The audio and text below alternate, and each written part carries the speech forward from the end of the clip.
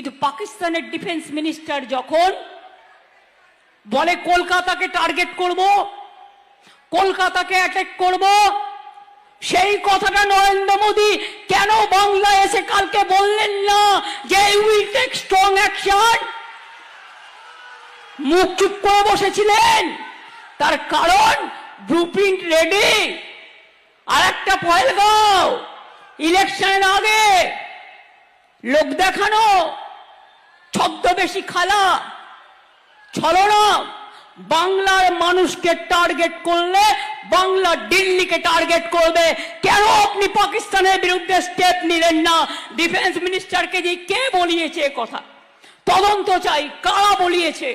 আপনি কেন তাদের বিরুদ্ধে অ্যাকশন নেননি?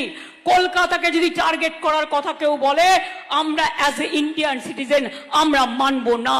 সারা দেশকে অ্যাটাক করার কথা বললে যেমন আমরা মানব না। কই আপনি তো মুখ দিয়ে বলেননি। তার কারণ আপনি বাংলাকে টার্গেট করতে পারেন। আর পাকিস্তানের ডিফেন্স মিনিস্টার যখন বাংলাকে টার্গেট করবে বলে, তখন আপনি চুপ করে বসে থাকেন, মুখে প্লাস্টার লাগিয়ে বসে থাকেন। লজ্জা করে না? আগে পদত্যাগ করুন।